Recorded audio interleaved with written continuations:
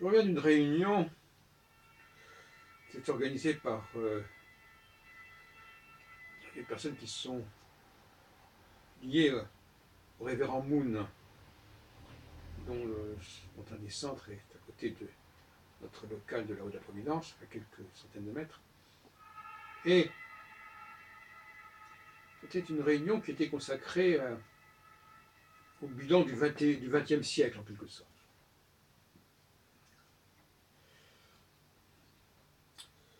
Et ce qui m'a frappé, c'est une sorte d'anti-impérialisme. Et l'anti-impérialisme paraît de mauvaise aloi. Alors évidemment, la Corée, puisque Moon est coréen, la Corée a subi les affres de l'impérialisme sous sa forme japonaise, une version assez terrible, et il semble que ça puisse peser sur son analyse géopolitique et en quelque sorte prophétique. Et c'est dommage. Et il est un fait que on ne voit pas les choses de la même façon, que l'on soit coréen, que l'on soit français. Je ne parle pas, on peut aussi être ivoirien ou tout ce qu'on voudra. Ou même, par exemple, je ne sais pas moi, bulgare.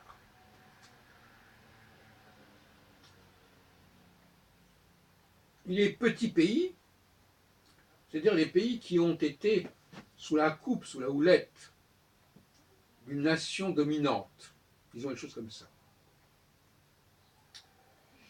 Parce que tout le problème de l'impérialisme et de l'empire, c'est la notion de la nation dominante. Ce n'est pas la suppression des nations, c'est l'élection d'une nation qui s'élit elle-même ou qui est élue de facto par d'autres nations, pour être au centre d'un ensemble.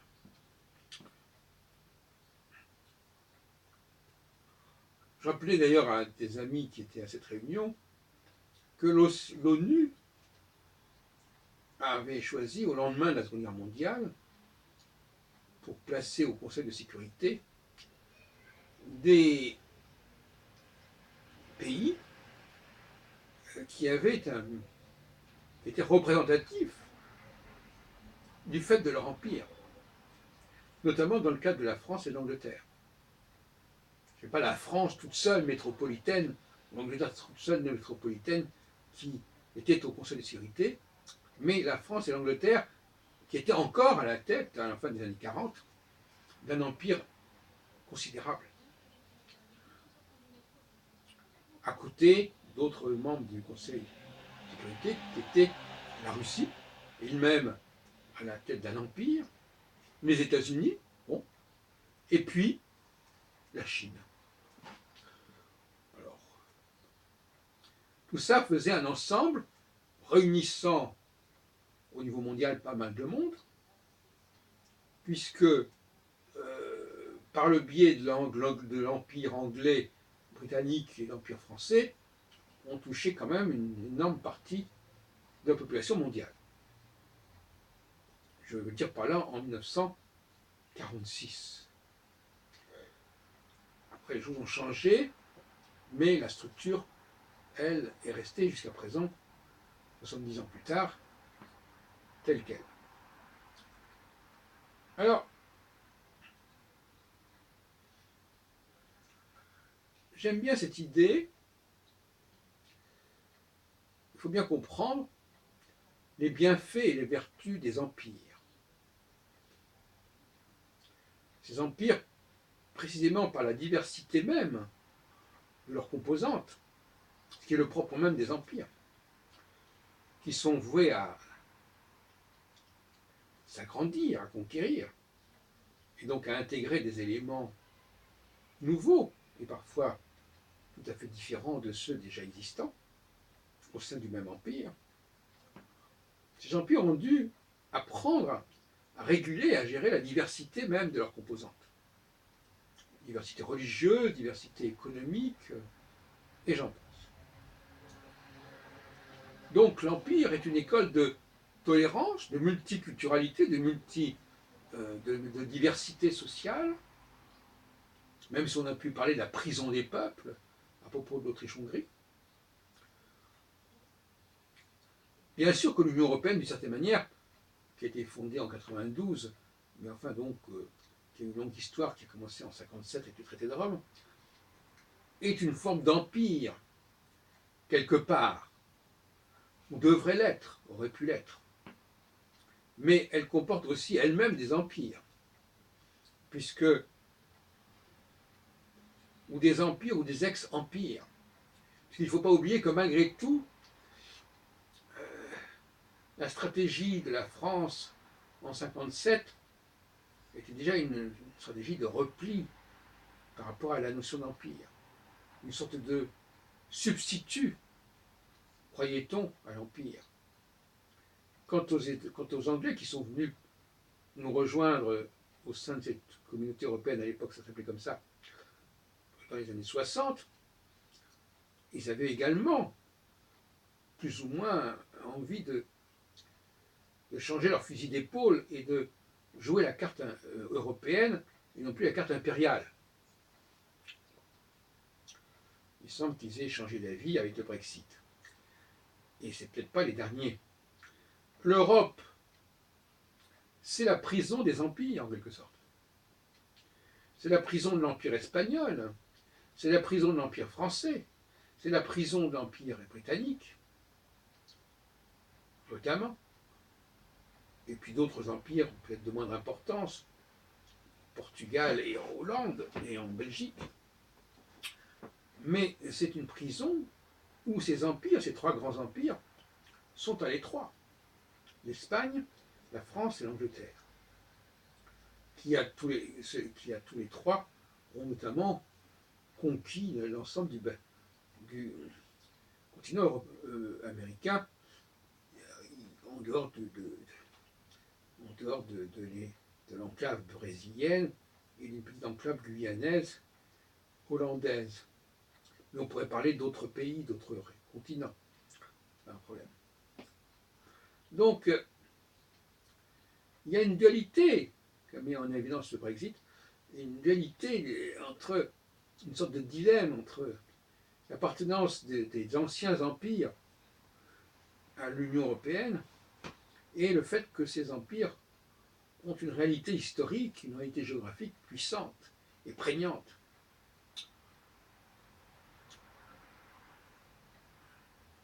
Le seul État qui soit vraiment à son aise dans l'Union européenne, c'est bien évidemment l'Allemagne, surtout depuis qu'elle a été réunifiée.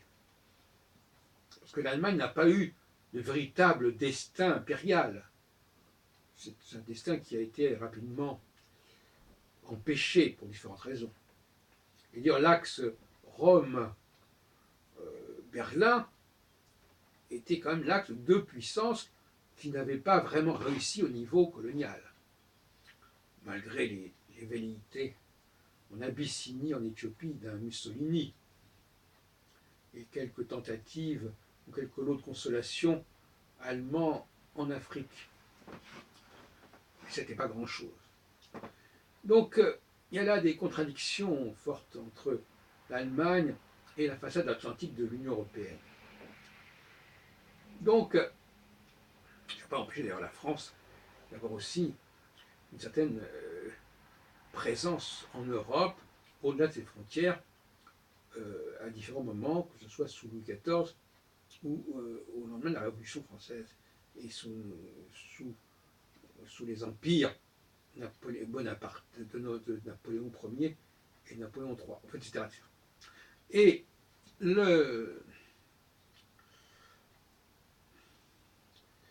la question qui se pose, en fait, moi et que je pose en tout cas, c'est que cette notion d'empire est fondamentale, totalement fondamentale, mais qu'elle pose la question de la nation élue, je dirais même du peuple élu en quelque sorte. élus pour justement occuper une position d'arbitre, une position dominante.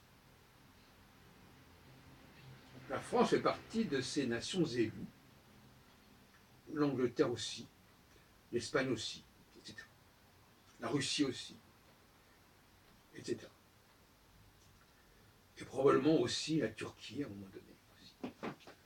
Donc il y a eu quelques grandes nations qui ont dominé les autres nations, mais qui en même temps ont su organiser la cohabitation, la promiscuité entre les composantes de leurs empires. Le cas de l'Allemagne est intéressant parce que justement l'Allemagne a échoué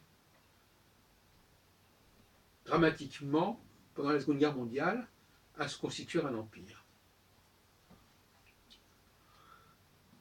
Quand elle a élargi ses frontières, ça provoquait des catastrophes. Et notamment à propos des Juifs, parce qu'il ne faut pas oublier que beaucoup des Juifs qui ont été anéantis n'étaient pas des Juifs allemands, mais des Juifs faisant partie des pays conquis, notamment la Pologne ou l'Ukraine, etc. Donc, l'Allemagne n'avait pas la philosophie, la démarche de tolérance, de laïcité qui convenait à un destin impérial. Et on pourrait en dire autant d'ailleurs d'Israël. La fameuse guerre des 6 jours de 1967 a mis Israël dans une situation impossible, avec un rapport très malheureux avec les populations conquises, notamment les populations arabes. Et là encore, il y a un échec qui vient tout simplement d'une incapacité à prendre une stature impériale. Alors on vous nous répondra, oui, mais les empires, c'est du passé. Il n'y a pas de passé. Parce que le temps, l'espace-temps impérial n'est pas l'espace-temps national. Et la question juridique de savoir si un pays est indépendant ou pas indépendant n'a pas la même signification du point de vue impérial et du point de vue national. La notion de frontière même est très relative pour les empires, comme vous l'imaginez. Et la frontière, à la fois dans l'espace et dans le temps. On lui dit, mais c'est du passé. Mais qu'est-ce que ça veut dire du passé? Ça ne veut rien dire. Et vous croyez qu'on efface les traces des empires comme ça, par un décret ou par en quelques décennies? Une plaisanterie. Les empires sont une réalité qui perdure à travers les siècles. La domination ne cesse pas pour des raisons comme ça, parce qu'il y a eu un changement juridique. Il y a une réalité, une pesanteur socio-historique des empires qu'on n'a pas fini d'explorer. Pesanteur qui d'ailleurs se manifeste à travers l'immigration, puisque ces empires sont voués à recevoir quelque part, à accueillir des populations qui faisaient partie de cet empire, qui font toujours partie de cet empire, s'ils considèrent que cet empire n'a pas disparu pour autant. Les empires sont immortels en quelque sorte. Donc l'immigration en France, elle vient essentiellement de l'ex-empire, des colonies, des départements d'outre-mer, etc. Dans le cas de l'outre-mer, j'ai une façon de parler, on peut parler d'Algérie. Et on sait très bien quel est le rôle du français dans ces pays africains qui sont tous marqués par une population, des populations qui parlent un nombre invraisemblable de langues. Je pense notamment à la Côte d'Ivoire, mais je pense aussi à la Nouvelle-Calédonie. Et c'est le français qui sert de lien entre toutes ces langues. Et c'est pas fini. Et c'est pas prêt de finir. De la même façon, par exemple, que, j'en parlais encore ce soir, que le dialecte algérien est un dialecte qui est fortement marqué par la langue française. Mais c'est pas fini, et ça ne va pas disparaître comme ça pour autant. Et je prends juste des exemples, que je pourrais en parler, vous savez très bien ce que je dis sur la francophonie, et c'est quelque chose d'absolument considérable. Puisque même l'anglais lui-même a été colonisé en tant que langue par le français. Et donc par conséquent, Et il n'y a pas, entre l'anglais et le français, il y a une relation de symbiose en quelque sorte, qui fait qu'il y a un empire franco-anglais, franco-britannique, euh, qui, qui, à mon avis, est indissociable. C'est dire un peu ce que voulait faire Churchill en 1940, quand il a proposé une sorte d'union entre les deux pays face à l'invasion allemande, ce qui aurait permis, bien entendu, même si la France était envahie, de conserver le contrôle de la situation à un niveau plus élevé. Bon. Et bon, ça ne s'est pas fait. Donc, je crois, contrairement à ce que disait l'orateur aujourd'hui, que l'Empire n'est pas du tout en train de mourir, que l'idée d'Empire, elle va perdurer puissamment tout au long du XXIe siècle. Et que ce sont plutôt les nations, l'idée nationale, qui a été le grand sujet, notamment du XIXe siècle, qui est voué à dépérir. Je crois fondamentalement à cela. Parce qu'on s'apercevra, on s'en aperçoit aujourd'hui, la dislocation, le démantèlement de quelque chose qui n'est même pas des empires à proprement parler, mais qui sont quand même des empires à un petit niveau, le démantèlement de l'Irak et de la Syrie, c'est quand même ça qui a provoqué la question du Daesh et de l'État islamique, bon, etc., etc.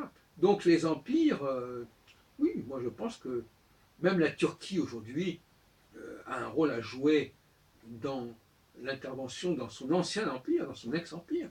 Car quand la Turquie intervient en Irak ou en Syrie en l'occurrence, eh bien, elle revient sur une région qui a fait partie de l'Empire ottoman. On est dans le néocolonialisme, et le néocolonialisme, il n'a pas fini d'exister. Et à ce titre-là, même les États-Unis d'Amérique n'ont pas un véritable... On pourrait se poser la question de savoir si c'est un véritable empire ou pas. En tout cas, ils sont également fortement marqués par la langue anglaise, qui est une langue énormément colonisée par le français. J'ai fait aujourd'hui une petite étude sur le discours de Lincoln à Gettysburg, au moment de la guerre de sécession. Sur une page de texte, il y a plus de 40 mots français qui parfois sont utilisés plusieurs fois dans le texte, qui sont utilisés par Lincoln, il y a 150 ans. Je pourrais prendre des tas d'exemples comme ça. Donc la France a, plus que l'Angleterre, plus que les États-Unis, du fait de sa langue et de l'anglais qui est son satellite, qu'on le veuille ou non, une dimension impériale qui ne peut, avec laquelle peu d'autres empires peuvent rivaliser. Alors maintenant, il y a des questions économiques qui sont à résoudre là-dessus, sur lesquelles je ne reviendrai pas. Il faut savoir qu'un empire a les moyens de créer une économie impériale. Et ça, c'est un autre sujet. Mais une économie impériale, ça veut dire une économie qui obtienne des royalties de son imprégnation, de son influence structurelle, très puissamment et très profondément ancrée dans ces différentes composantes, anciennes composantes, peu importe, mais elles sont toujours là. Les empires, moi je voudrais terminer en parlant de la nouvelle histoire. Vous savez, l'école française, marquée notamment par Marc Bloch et par Fernand Braudel et d'autres, qui, d'une part, nous parle de la longue durée, et s'il y a bien une chose qui est dans la longue durée, c'est bien l'Empire, et qui nous parle aussi de zones géographiques extrêmement larges, comme l'ouvrage de Braudel sur la Méditerranée. Je ne suis pas sûr que, d'ailleurs, Braudel, quand il a écrit l'identité de la France, ait suffisamment insisté sur cette dimension impériale. Je n'ai pas vérifié, je ne crois pas. Mais c'est dommage. En tout cas, la nouvelle histoire a introduit une unité de temps et d'espace qui est tout à fait conforme au modèle impérial.